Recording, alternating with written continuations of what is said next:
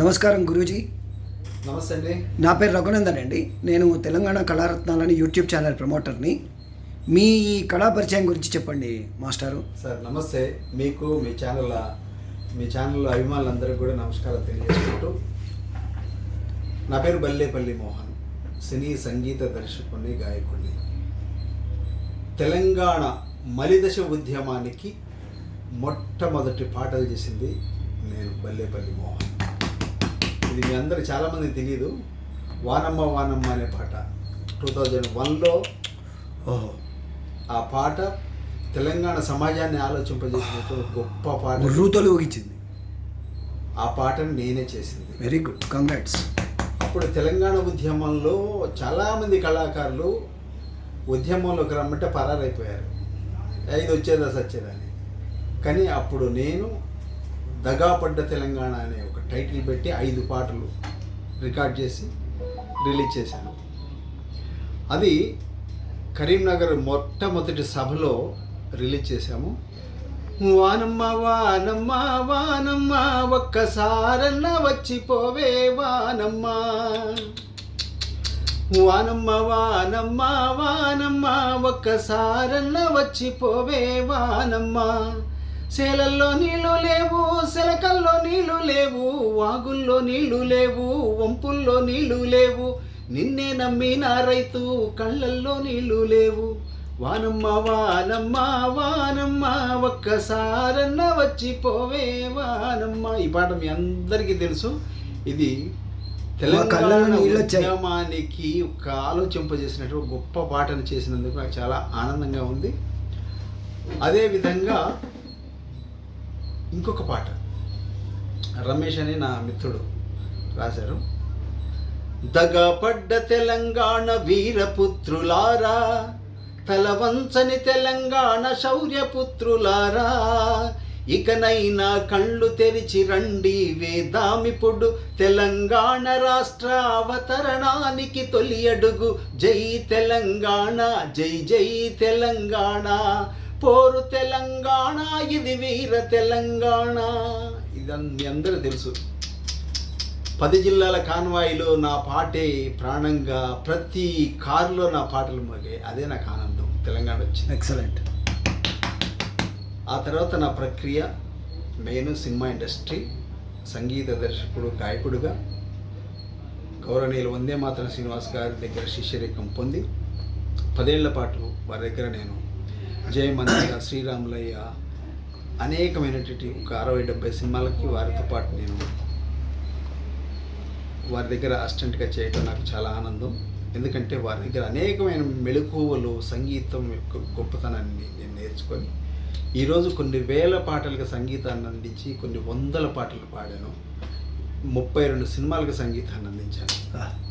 ఈ మధ్యకాలంలో సమాజానికి ఏదో ఒకటి చేయాలి, నేను కళాకారుడిగా పుట్టినందుకు నా వంతు కర్తవ్యంగా ఈ సమాజానికి ఏమి అందించగలను అని ఆలోచిస్తే వేమన పద్యాలు ఇంతవరకు ఎవ్వరూ చేయలేదే, పుస్తక రూపంలో ఉన్నాయి. డిజిటలైజ్డ్ ఎవరు చేయలేదు. ఎవరు ఆశగా కొంతమంది కళాకారులు పాడుకున్న మాట వాస్తవం, యూట్యూబ్లో చూశాను. అపర ఘంటసాల అని బిరుదు రావాలి మీకు.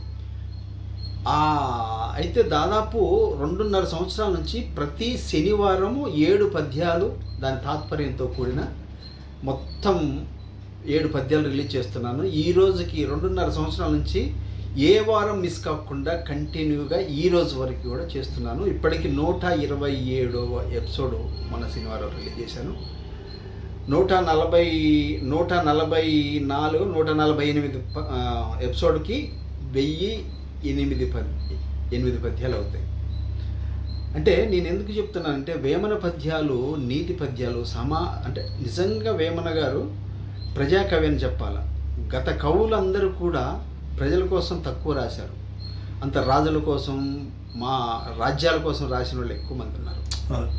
కానీ ప్రజల కోసం రాసింది ఒక వేమన గారు. అంటే మూఢనమ్మకాలు, విశ్వాసాలు, తత్వాలు, నీతి నియమాలు, తండ్రితో ఎట్టుండాల, ఇవన్నీ కూడా అద్భుతమైన సాహిత్యం కనుమరుగవుద్దనే భయంతో నేను ఈ పద్యాలు చేశాను. ఈ పద్యాలలో ఒక 2-3 పద్యాలు పాడి వినిపిస్తాను. తప్పకుండా. మనందరికి తెలిసిన ఫస్ట్ పద్యం ఏంది చిన్నప్పుడు? ఉప్పు కప్పు. ఉప్పు కప్పూరం. ఉప్పు కప్పూరంలో నేను చిన్నప్పుడు ఎగ్జామ్ రాసేటప్పుడు 2 లైన్లు వచ్చి 3 లైన్లు రాయలేకపోతే 5 మార్కుల పద్యానికి 2.5 మార్కులు వచ్చేది నాకు. అలాంటి పద్యాలు నా నోట పలికించడం, నేను పాడటం అనేది నాకు చాలా ఆనందంగా ఉంది. మీకు ఆ పద్యం పాడి వినిపిస్తాను. ఉప్పు కప్పూరంబు నొక్క పోలిక నుండు, చూడ చూడ రుచుల జాడవేరు, పురుషులందు పుణ్య పురుషులు వేరయా, విశ్వదాభిరామ వినురవేమ. చాలా మంచి వాయిస్ అండి ఇది, కల్చర్డ్ వాయిస్ ఇది. ఉప్పు కప్పూరంబు చూడటానికి ఒకేలాగా ఉన్నా వాటి రుచులు మాత్రం వేరువేరుగా ఉంటాయి. అలాగే మనుషుల్లో పుణ్యపురుషులు వేరుగా ఉంటారనేది వేమన భావన. ఇలా మేడి పండు చూడ మేలిమైయుండును, పొట్ట విప్పి చూడ పురుగులుండు, పిరికి వాని మధిని బింకమేలాగరా, విశ్వదాభిరామ వినురవేమ.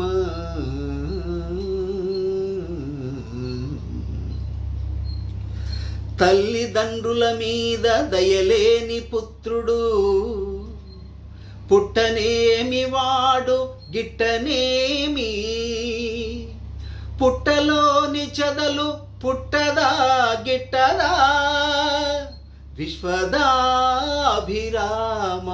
వినురవేమ. Excellent, congrats sir. మీరు సంగీత ప్రవేశం ఉందా మీకు? అంటే నేర్చుకున్నారా సంగీతం? కొంతవరకు నేను సాధన చేసిన మాట వాస్తవమే సార్. కొంతవరకు మీ నేర్చుకున్నాను. గురువుగారు ఎవరు? మన శాస్త్రి గారని, కృష్ణమాచారి గారని ఖమ్మంలో ఉండేవారు స్టార్టింగ్లో. మీది ఖమ్మమా? ఖమ్మం, మాది ఖమ్మం. ఓకే. ఇప్పుడు మీ ఏజ్ ఎంత సార్? నా ఏజ్ 32. చాలా చాలా బాగుంది, బాగుంది బాగుంది బాగుంది, చాలా బాగుంది. ఓకే సార్, మీరు ఇప్పుడు ఉండే యూత్కి ఏం చెప్తారు? పిల్లలకు యూత్కి ఏం చెప్తారు? ఏం లేదు సార్, అంటే ఈ ఫ్యూచర్లో ఇవన్నీ, ఎందుకంటే ఎవ్రీ 20 yearsకి జనరేషన్ మారుతుంది కదా, ఈ జెడ్ అనే వాతావరణంలో ఏం చెప్తారు సార్? సమాజం మారుతూనే ఉంటుంది, మార్పును మనం ఆస్వాదించాలి. సమాజం ఎప్పుడు మారుతూనే ఉంటుంది. ఎందుకు మారిందంటే మనం వెనకబడిపోతాం. మారుతున్న సమాజాన్ని మనం మనం అన్వయించుకొని దాన్ని మనకి మంచి ఎలా జరుగుతుందో దాంట్లో మంచి చెడులు చూసుకొని ముందుకు సాగుతూనే ఉండాలి తప్ప మనం ఈరోజు భీష్మించి కూర్చుంటే వెనకబడిపోతాం. ఇది నా అంటే సంగీత పరంగా, ఆర్టిస్ట్ పరంగా ఉద్భవించాలంటే, బాగా రాణించాలంటే ఏం చేయాలి సార్? సాధన చేయాలి. సాధనతో పాటు నిబద్ధత ఉండాలి, కృషి కూడా చేయాలి. దానికోసం ఇంట్లో కూర్చుంటే కాదు. ఓకే. ప్రతి అవకాశాన్ని సద్వినియోగం చేసుకుని ముందుకు పోతే ప్రతి వాళ్ళకు కూడా ఏదో ఒక రోజు మంచి అవకాశాలు వస్తాయి. మొక్కబోని ధైర్యంతో ముందుకు సాగాలి. Thank you very much. తర్వాత మీరు ఇప్పుడు సొసైటీలో ఈ చిన్న, అంటే బీద, తర్వాత మధ్య తరగతి, తర్వాత ఎగువ తరగతి అని ఉంటారు కదా, ఈ బీద తరగతిలో ఉండే పిల్లలకు కానీ ఇప్పుడు ఉండే వాళ్లకు మీ వంతుగా సొసైటీలో ఉన్నందుకు మీరేమైనా చేస్తున్నారా వాళ్ళకి? లేదు సార్, నేను ఇప్పుడు ఏం చేస్తున్నానంటే నెక్స్ట్ వేమన స్వరార్చన ట్రస్ట్ అని కూడా పెడుతున్నాను సార్. ఓకే. ఎందుకు పెడుతున్నానంటే ఇలాంటి దానికోసమే. అంటే తెలుగు సాహిత్యాన్ని, తెలుగు కవులని, కళాకారులని కూడా మనం గుర్తించాలి. అంటే చాలామంది గుర్తించవచ్చు, కానీ ఇప్పుడు రాబోయే తరాలు, అంటే భవిష్యత్ తరాలు, మన తెలంగాణలో ఇలాంటివి ఇవ్వండి. మీరేమైనా గుర్తించారా? ఈ వేమన గారి లాగా రచించిన తెలంగాణ కవులు ఎవరైనా ఉన్నారా? అంటే తెలంగాణలో చాలామంది కవులు, గొప్ప గొప్ప కవులు ఉన్నారు. అయ్యో తెలంగాణ నాకు మీ ద్వారా తెలుసుకుందామని ఏమైనా అట్లాంటి సుమతి శతకాలు రాసింది. ఓకే, రైట్, వెరీ బద్దెన గారు, రైట్. అట్లా చాలామంది ఉన్నారు. ఓకే, లేదు. ఓకే. కాకపోతే తెలంగాణ మట్టి వాసన, తెలంగాణ ఉద్యమాలు, కానీ తెలంగాణ చాలామంది తెలియదు ఏంటంటే తెలంగాణ అనేది ఒక రిచ్ కంట్రీ ఒకప్పుడు. అవును. అది చాలామంది ఏం చేశారంటే తెలంగాణ ఉద్యమంలో ఇది బీదది, నాకు ఇది లేదు అది లేదు అని. కానీ తెలంగాణలో ఉన్న సంపద కానీ తెలంగాణ దోచుకున్నారు ఉన్నది అద్భుతం యాక్చువల్గా. సార్ చాలా మిమ్మల్ని ఇంటర్వ్యూ చేయడం నేను చాలా ప్రౌడ్గా ఫీల్ అవుతున్నాను మాస్టారు. Thank you. నాకు మన వీరు మా మా శ్రేయోభిలాషులు డాక్టర్ విజయ్ కుమార్ గారు. నమస్కారం విజయ్ కుమార్ గారు. సార్ నమస్తే సార్. నాకు వీరిని మీరు పరిచయం చేసి చాలా ముదాహంగా ఉంది సార్. చాలా మీకు ఎప్పుడూ రుణపడి ఉంటాను. మా ఛానల్ కూడా మీకు బాగా, మీకు congratulations and good luck to you. Thank you sir. So మా ఛానల్ గురించి మీ అభిప్రాయం చెప్పండి సార్. మీరు సమాజానికి సేవ చేస్తున్నారు, మాలాంటి కళాకారుని వెలికి తీసి ప్రజలకి చూపిస్తున్నారు. మీ ఛానల్ ద్వారా మాలాంటి వాళ్ళకి గొప్ప గొప్ప అవకాశాలు వచ్చాయి. మీరు చాలా గొప్పవారు. మీరు గొప్పతనాన్ని మీకు తెలుస్తలేదు కానీ మీరు చాలా గొప్పవారు అసలు. మా ఛానల్కు మీరు అంటే చాలా ఒదిగి ఉన్నారు. మీరు ఒదిగి ఉన్నారు, ఎంత ఎదిగినా ఒదిగి ఉన్నారు అంటారు చూడండి, అలా ఒదిగి ఉన్నారు. ఇంకా మంచి మంచి ప్రయోగాలు చేసి. ఈ సందర్భంగా ఒక చిన్న మాట చెప్పాలి సార్. లాస్ట్ సారి 700 పద్యాలు కంప్లీట్ అయిన సందర్భంగా 13వ ఉపరాష్ట్రపతి వెంకయ్య నాయుడు గారి చేతుల మీదుకుంటా ఆ పద్యాలను రిలీజ్ చేయడం నాకు చాలా ఆనందంగా ఉంది. వారు నన్ను ఎంత చేశారు. అతిరథ మహారథుల సమక్షంలో 700 పద్యాలు వారి ట్రస్ట్ భవన్ ఉన్నది, వాళ్ళది ఉంది. ఆ ట్రస్ట్ భవన్లో చేస్తే అక్కడికి అతిరథ మహారథులు అందరి సమక్షంలో జరిగిన నా దగ్గర ఫోటో ఉంది. You deserve to be given that applaud. సరే, అలాంటి గొప్ప వ్యక్తులతో అలాంటి నాకు అంటే ఇంకోటి, నేను గతంలో కూడా ఆపరేషన్ సింధూర్ మీద భారతదేశం పాకిస్తాన్ యుద్ధం తర్వాత ఆపరేషన్ సింధూర్ మీద ఒక అద్భుతమైన పాఠం చేసి ఈ సమాజానికి అందించాను. దేశభక్తి గురించి ఎన్నో పాఠాలు చేశాను. అంటే సామాజిక దృక్పథాన్ని పుణికిపుచ్చుకొని వాటి మీద అనేకమైనటువంటి పాటలు చేయటం జరిగింది. సామాజికంగా మనం ముందంజలో ఉండాలి, సమాజానికి అంతో ఎంతో సేవ చేయాలి. ఇంకొకటి ఏంటంటే సమాజానికి చెప్పేది ఏంటంటే, సమాజంలో అంటే ప్రజలే సమాజం. చాలామంది ఏం చేస్తారంటే 10 కోట్లు సంపాదించినోడు 100 కోట్లు సంపాదించాలి, 100 కోట్లు సంపాదించినాడు 200 కోట్లు సంపాదించాలి. అంటే నేను చాలా సందర్భాలు చెప్తాను, మళ్ళీ మీ ఛానల్ ద్వారా చెప్పేది ఏంటంటే 200 కోట్లు సంపాదించడం కూడా జీవితకాలం కూడా తను ఏం కోల్పోతుండో అర్థం కాదు. అదే సమాధి అయిపోతాడు, కొన్ని విషయాల్లో సమాధి అవుతుంది. ప్రతిదీ కాంప్రమైజ్. అంటే మనం జీవించాలి సార్, బ్రతకొద్దు. అంతే, జీవించడం చాలా మంచిది తెలియదు. కోట్లు సంపాదించిన ఎగ్జాక్ట్ అంటే మీరు సంపాదించలేదు కాబట్టి మీరు ఇలా మాట్లాడుతారు అని అనొచ్చు. కానీ జీవించాలి అంటే స్నేహితుడిని వాస్తవాలు, అమ్మతో గడపాల, నాన్నతో గడపాల, అన్నదమ్ములతో గడపాల, అక్క చెల్లెలతో గడపాల.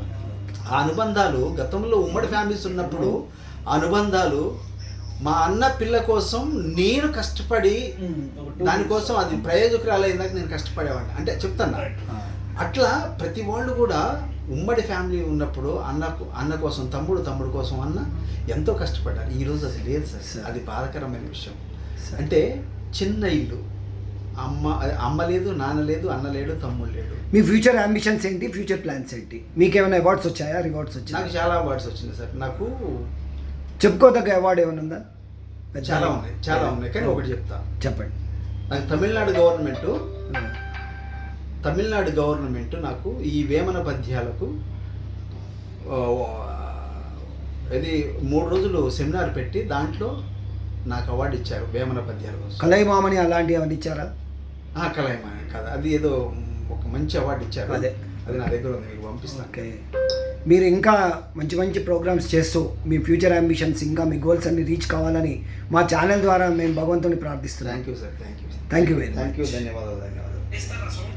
ఓకే ఫ్రెండ్స్, ఈరోజు మనము ఒక మంచి సీనియర్ కళాకారుని మనము పరిచయం చేసుకున్నాము. ఈ ఛానల్ మీరు నచ్చుతుందని, ఈ వీడియో మీకు నచ్చుతుందని నేను అనుకుంటూ, ఏదైనా తప్పులు దొరులుంటే మమ్మల్ని క్షమించి మాకు ఇంకా మంచి నడకను నేర్పించవలసిందిగా మా ప్రేక్షకులను నేను కోరుకుంటూ, ఈ వీడియోను మీరు లైక్ చేస్తారని కోరుకుంటూ ధన్యవాదాలు. నమస్కారం.